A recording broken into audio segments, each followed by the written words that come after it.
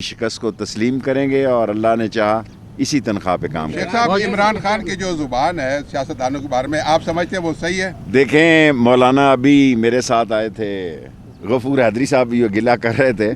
मेरा ख्याल है हमें ठंडे प्रोग्राम की तरफ जाना चाहिए, सुलह सफाई की तरफ जाना चाहिए, क्योंकि इन्होंने हारना है, हारने के बाद फिर भी हमें ये तंग करेंगे। बेहतर है अभी इनके साथ हम माइल्ड हो जाएं और इनको ज़हनी तौर पर तैयार करें कि भी आप हारने जाएं। इमरान खान को मशवरा नहीं देता? इंशाअल्लाह ताला इमरान खान पूछ। मैं तो आज भी चाहता हूं कि हमें सुलह सफाई की बातें करनी चाहिए। 1 साल रह गया है, 3 बजे असल में बात करूंगा। इलेक्शन में 1 साल रह गया है और ये ना हो कि तुम 10 साल तक लाइन में लगे रहो और फिर 10 साल तक सिलेक्शन की बात करो। बेहतर है 1 साल इलेक्शन का इमरान खान के साथ इंतज़ार करो और इलेक्शन की तैयारी करो। Thank you sir, thank you. वफाकी वज़ीर दाखिला शेख रशीद मीडिया से गुफ्तगू कर रहे थे। उन्होंने कहा कि हमें सुलह सफाई के साथ मिल बैठना चाहिए।